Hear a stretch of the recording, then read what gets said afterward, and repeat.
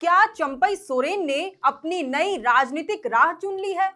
क्या चंपई सोरेन ने अपने पॉलिटिकल करियर को अधर में छोड़कर संन्यास का रास्ता अपना लिया है, या फिर कोल्हान टाइगर को भाजपा में जाने का खामियाजा भुगतना पड़ रहा है? ऐसे सवाल फिर एक बार खड़े होने शुरू हो गए हैं। और हो भी क्यों ना, जब खुद चंपई सोरेन ने ऐसे सवालों को जन्म दे दिया है। दरअसल चंपई सोरेन ने अपनी मूल पार्टी झारखंड मुक्ति मोर्चा को अलविदा कहते वक्त एक पोस्ट शेयर किया था। उन्होंने लिखा था कि वह या तो अपनी अलग पार्टी का गठन करेंगे, या राह में मिले किसी साथी का हाथ थामेंगे, या फिर राजनीति से संन्यास ले लेंगे। हालांकि उन्होंने दूसरा ऑप्शन चुना, यानी कि भाजपा रूपी राहगीर के साथ अपने नए राजनीतिक सफर की शुरुआत की। लेकिन अब चुनाव जीत जाने के बाद तो लगता है कि कोल्हान टाइगर को भाजपा ने तीसरा विकल्प थमा दिया है, यानी चंपई सोरेन ने सियासत से संन्यास ले लिया है। अगर ऐसा नहीं है तो चंपई सोरेन है कहां? एसटी रिजर्व विधानसभा सीट से भाजपा को जीत दिलाने वाले पार्टी के एकमात्र आदिवासी नेता कहां है? कहीं फिर से चंपई दादा अपना चश्मा बनवाने तो नहीं चल दिए? चंपई सोरेन का जिक्र भाजपा में कहीं है ही नहीं। नेता प्रतिपक्ष को लेकर तस्वीर लगभग साफ है। आने वाले दिनों में बाबूलाल मरांडी भाजपा विधायक दल के नेता सह नेता प्रतिपक्ष बनाए जा सकते हैं। वहीं चंपई सोरेन को भाजपा का प्रदेश अध्यक्ष भी बनाए जाने की बात नहीं चल रही है।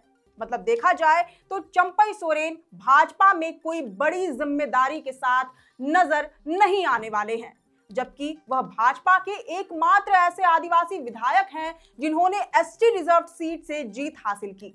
वहीं बीते दिनों भाजपा ने झारखंड की राजनीति में रघुवर दास की वापसी कराई। अब ये लगभग तय है कि इस बार के कार्यकाल में प्रदेश भाजपा की कमान रघुवर दास के हाथों में होगी, जो जिम्मेदारी शायद चंपई सोरेन को दी जानी थी। ऐसा इसलिए क्योंकि चंपई सोरेन को तीर कमान छुड़ाकर कमल थमाने के पीछे भाजपा का मोटिव क्लियर था, और वो था आदिवासियों के बीच भाजपा की पैठ जमाना।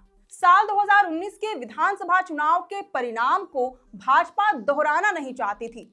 इस बार पार्टी ने तख्ता पलट के लिए सारे दांव पेच खेले, चाहे बांग्लादेशी घुसपैठ का मुद्दा उठाना हो, चाहे खुद मुख्यमंत्री हेमंत सोरेन के प्रस्तावक और वीर शहीद सिदो कान्हू के वंशज मंडल मुर्मू को पार्टी में शामिल कराने की बात हो, चाहे जेएमएम के बड़े नामचीन आदिवासी चेहरों को भगवा रंग ओढ़ाना हो।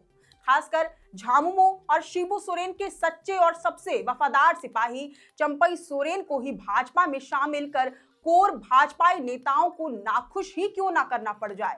पार्टी इन सभी परिस्थितियों से लड़ने के लिए तैयार थी, लेकिन इसके बावजूद चंपई सोरेन भाजपा को वह कामयाबी नहीं दिला पाए जिसके भरोसे पार्टी बैठी थी।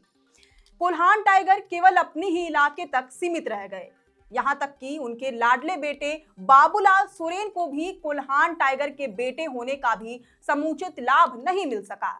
बाबूलाल सोरेन और चंपई सोरेन को जिस उम्मीद के साथ भाजपा ने विधानसभा चुनाव में टिकट दिया था, बाप बेटे पार्टी की उम्मीदों पर खरा नहीं उतर पाए। इसका खामियाजा शायद अब चंपई सोरेन को भुगतना पड़ रहा है। कहां एक समय में उन्हें मुख्यमंत्री बनाए जाने की बात हो रही थी, वहीं दूसरी तरफ आज उन्हें नेता प्रतिपक्ष बनने तक का मौका नहीं मिल रहा है।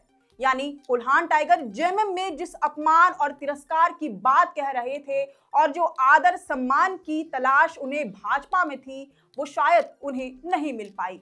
चंपई सोरेन के साथ साथ उनके बेटे बाबूलाल सोरेन भी आजकल कहीं नजर नहीं आते। लगता है चंपई सोरेन ने अपने साथ साथ अपने बेटे के राजनीतिक करियर पर भी कैंची चला दी है।